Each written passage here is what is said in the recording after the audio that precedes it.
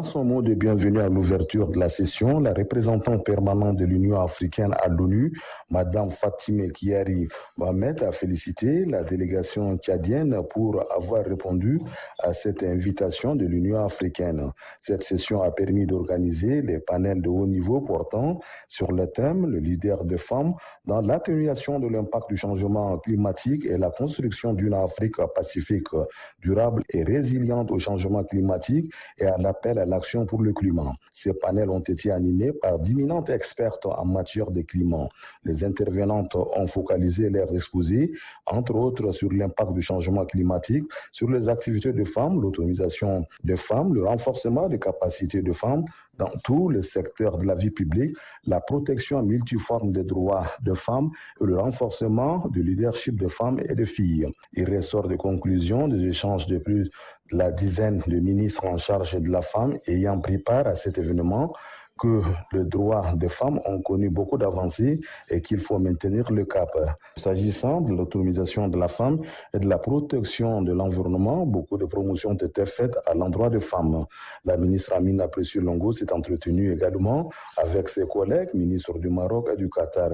Elle était accompagnée à cette rencontre de haut niveau de Madame Amina Tidjani Yaya, conseillère nationale membre du bureau du Conseil national de transition.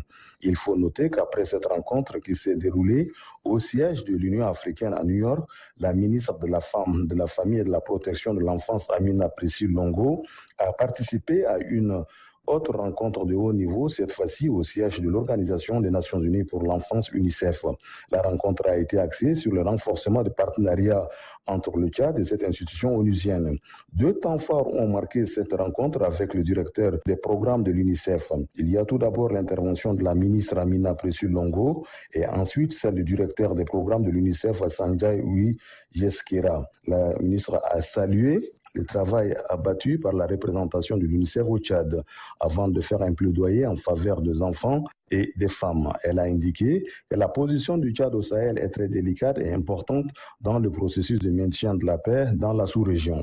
Elle a insisté sur deux points, en plus de violences faites aux femmes, à savoir la question de l'enfant et celle des réfugiés. Madame Amina Précieux Longo a indiqué que l'UNICEF est l'un des partenaires privilégiés qui intervient en faveur des enfants. C'est la raison pour laquelle le Tchad compte sur cette agence onusienne pour l'aider à mobiliser les ressources et agir efficacement en faveur des enfants et des femmes.